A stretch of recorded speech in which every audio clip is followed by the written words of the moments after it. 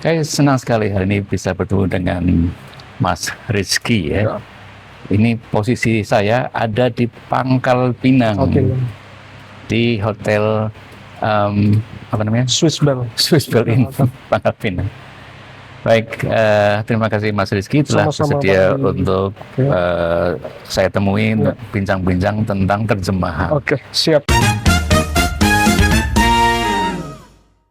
Saya ingin tahu apa yang dahulu membuat Anda itu memutuskan untuk belajar terjemahan. Kira-kira ada hal apa yang pada saat itu membuat Anda tertarik untuk belajar terjemahan, Mas Rizky? Menarik sekali Pak Di. Terima kasih pertanyaannya Pak Di.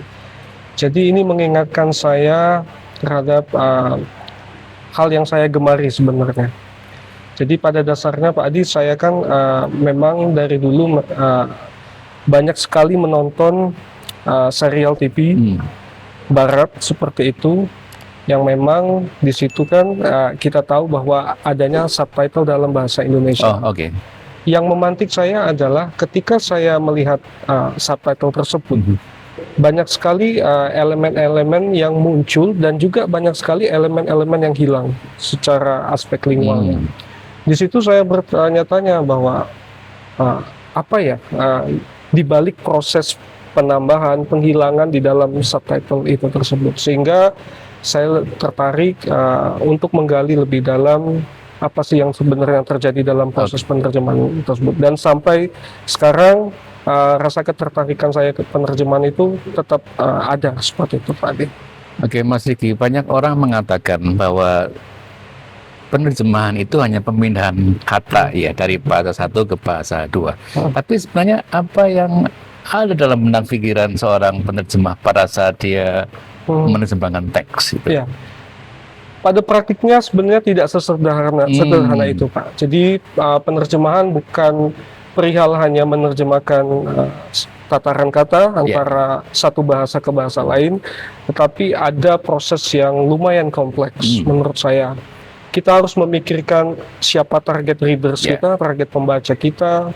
Di satu sisi juga kita harus menyampaikan pesan mungkin sesederhana mungkin. Nah, di satu sisi lain juga kita harus mempertimbangkan budaya, bahasa target seperti itu. Jadi kalau hanya mengandalkan kata per kata satu bahasa ke bahasa lain, mungkin kamus juga bisa melakukan hal tersebut gitu. Jadi proses penerjemahan itu tidak sesederhana hanya tataran kata dalam bahasa satu ke bahasa lain. Baik, tidak sesederhana itu. Tidak sederhana itu Pak Adi. Oke, Mas Rizky, menurut Anda apakah seorang itu harus mahir dulu bahasa Inggrisnya ketika dia memutuskan untuk menjadi seorang atau untuk belajar terjemahan, atau kemahiran itu nanti justru muncul pada saat dia belajar terjemahan? Ya, mungkin saya bisa menjawab, alangkah baiknya memang language skills atau kemampuan berbahasa itu dikuasai terlebih dahulu. Tetapi ada praktiknya juga saya mempercayai prinsip learning by doing Pak Adi. Maksudnya penerjemahan ini kan merupakan satu proses di mana para penerjemah sebenarnya bisa mengakses berbagai sumber. Berbeda dengan kemampuan praktis seperti mungkin listening, reading atau writing segala macamnya yang memang menuntut kemampuan di saat di waktu-waktu tertentu. Tetapi kalau penerjemahan mereka masih butuh banyak waktu juga dalam proses hasil terjemahan tersebut, sehingga saya rasa siapapun itu masih memiliki kesempatan untuk terjun dalam bidang penerjemahan seperti itu.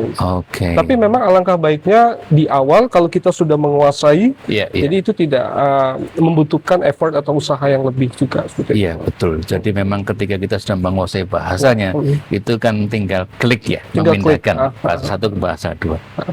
Betul, Pak. Itu menarik sekali. Mas Rizky, saya punya pertanyaan nih dari mahasiswa. Saya coba bacakannya. Apa kesalahan atau kesulitan yang paling sering dialami oleh mahasiswa ketika belajar menerjemahkan, dan bagaimana mereka dapat mengatasinya tanpa mudah kehilangan kepercayaan diri? Betul. Pengalaman saya Pak, selama 4 tahun saya di UBB itu, salah satu kesalahan yang paling umum dilakukan mahasiswa adalah memproduksi hasil terjemahan yang kedengarannya tuh tidak natural.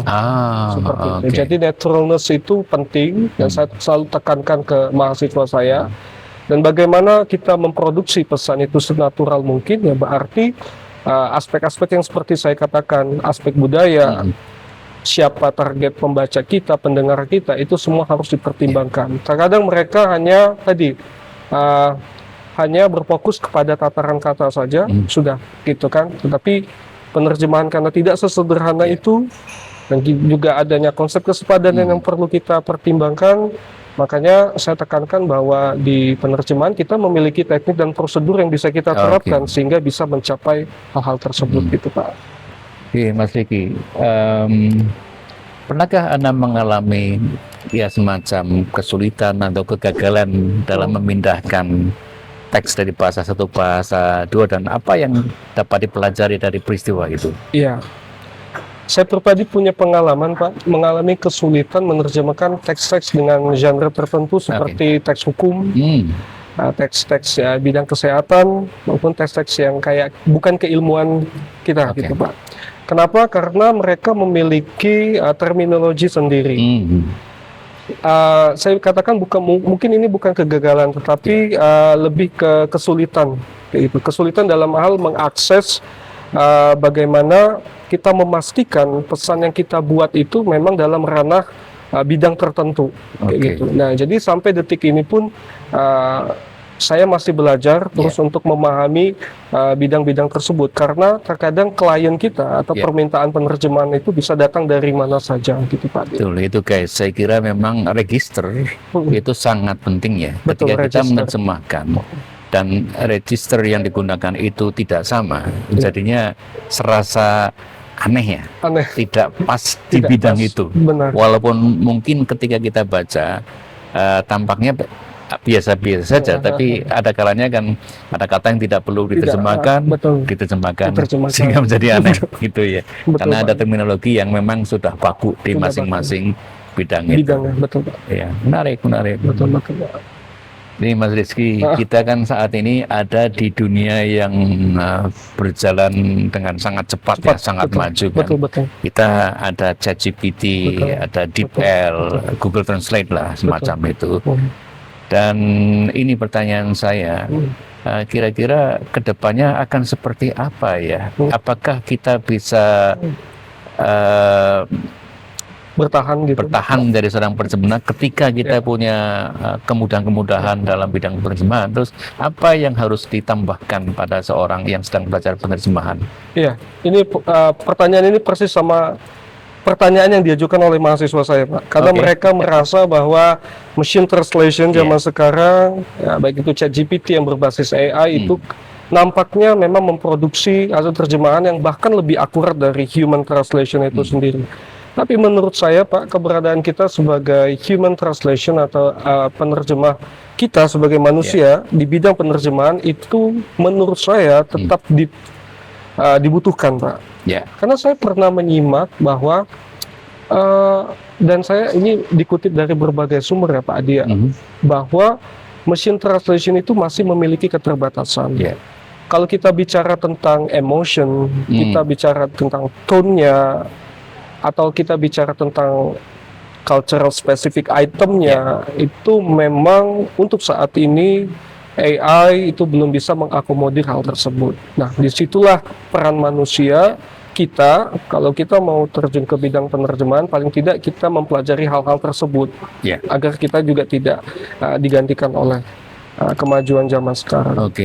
Perlu kita ketahui nih guys, bahwa yang namanya mesin penerjemah itu sifatnya memprediksi kata apa yang akan muncul setelah kata-kata yang ini muncul.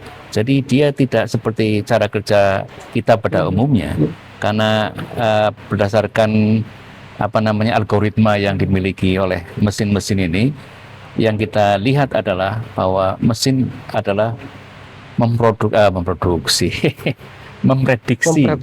kata yang akan muncul. Tapi prediksi-prediksi yang dilakukan oleh mesin ini sedemikian canggihnya ya, sehingga hasilnya itu juga bisa juga sangat-sangat bagus. Makanya dulu memang acuan kita adalah gold standardnya itu human translator atau insan penerjemah.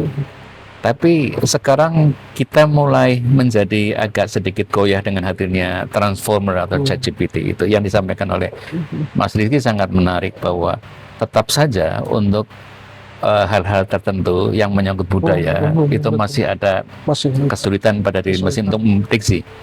Karena mesin itu kan diciptakan di global north ya, kita ada di global south. Data-datanya itu lebih banyak dari global north. Dan tampaknya ketika ada hal-hal yang bersifat budaya itu mungkin masih belum bisa diprediksi dengan sangat tepat. Ya, ini bagian yang mungkin penting untuk dipahami ya oleh mahasiswa untuk didalami bahwa dia bisa menyempurnakan betul, dan kita bisa bekerja sama sebenarnya post editing ya. Jadi AI membantu kita, tapi kita tinggal menyempurnakan hasilnya seperti itu. Karena memang mesin itu sifatnya kan membantu kita, alat, jangan dibalik. Betul. Mas Rizky, di samping menjadi penerjemah profesional, keterampilan apa lagi yang mungkin bisa atau peluang apa lagi yang mungkin bisa didapatkan oleh orang-orang yang belajar terjemahan? Ya, menurut saya ini menariknya di bidang interpreting ya Pak, kejurubahasaan. Jadi terakhir saya lihat pidatonya Donald Trump juga ketika Donald Trump mengunjungi negara lain, meskipun sudah ada device atau gadget atau semacam perangkat yang sudah bisa untuk menerjemahkan, tetapi tetap Donald Trump menggunakan jasa juru bahasa gitu. Menurut saya ini menjadi kesempatan bagi para penerjemah di luar sana, mahasiswa-mahasiswa yang tertarik di bidang penerjemahan untuk menekuni kejurubahasaan ini, Pak. Karena memang sifatnya spontaneous, simultaneous juga, yang mana mungkin tadi untuk menjembatani nilai-nilai budaya itu saya rasa kalau hanya alat itu belum bisa untuk difasilitasi oleh alat-alat zaman sekarang. Termasuk AVT ya. AVT, Audio Visual Translation, benar. Translation. Audio Visual Translation. Ya, karena saat ini dunia ini juga cukup berkembang dan menarik perhatian mahasiswa untuk mempelajari bagaimana terjemahan di AVT itu dilaksanakan. Betul. Baik, menarik ini guys. Mas Rizky, jika seorang anak muda itu tertarik di bidang terjemahan, tapi kemampuan bahasanya itu masih belum memadai, ya apa saran yang bisa Anda berikan untuk mereka? Ya keep practicing, tetap latihan. Mau tidak mau, memang semakin lama jam terbang kita dan semakin banyak, maksudnya semakin bagus language skill kita, kemampuan berbahasa kita, itu akan mempermudah kita untuk bergelut di dalam bidang penerjemahan. Memang semua butuh waktu. Saya meyakini bahwa tidak bisa sesingkat itu dan tidak bisa seinstan itu, Pak. Jadi bagi adik-adik atau teman-teman yang memang ingin menggeluti, paling tidak 4 skill utama dalam bahasa Inggris itu dikuasai dulu. Menurut saya itu hal yang tidak bisa ditawar lah, Pak, untuk sebagai pemula di bidang translation atau penerjemahan ini, Pak. Oke, satu pertanyaan lagi ini Mas Rizky. Saat ini Anda menerjemahkan karena memang itu semacam daya tarik bagi Anda untuk menerjemahkan sesuatu, ataukah ada motivasi lain ya? Yang sifatnya itu mungkin lebih pada kebutuhan finansial macam itu ya? Saya bisa jadi dua-duanya ya Pak. Ini saya jujur ya. Benar, jujur Pak. Satu sisi saya suka, dan satu sisi ternyata menghasilkan. Gitu. Dan satu sisi juga keilmuan saya Pak di S2 juga berkonsentrasi kepada penerjemahan. Saya rasa melakukan hal yang kita suka dan dibayar itu merupakan privilege atau sebuah kenikmatan tersendiri Pak menurut saya. Baik, demikian guys, bahwa memang ketika kita menerjemahkan ada 2 kemungkinan. Satu, karena kita suka ya, meningkatkan kemampuan bahasa dengan cara menerjemahkan gitu Mas Rizky ya. Tapi ada kalanya kita melihat orang-orang itu nekat karena kebutuhan, Ya. sehingga apapun yang dikerjakan asal bisa mendapatkan uang Duit. dilakukan. Iya, betul Pak. Makanya kita lihat di jalan-jalan itu menerima terjemahannya dengan harga yang sangat murah. Murah. Tapi begitu kita lihat hasilnya itu tidak sesuai dengan apa Tidak yang sesuai. seharusnya. Ya, benar, Nah, Pak. itulah prinsip-prinsip terjemahan yang ternyata tidak ada Tidak ada. pada mereka yang memang tidak punya kemampuan yang memadai. Betul sekali Pak Adi. Jadi Sepakat. di samping kita punya minat untuk menerjemahkan, kita juga punya semacam Mas Rizky ya, filosofi ya, Filosofi. sebagai seorang Iya. yang bergelut di bidang pendidikan sekaligus penerjemahan, itu tidak sekedar mencari keuntungan semata, tapi juga betul. pengembangan ilmu. Pengembangan ilmu.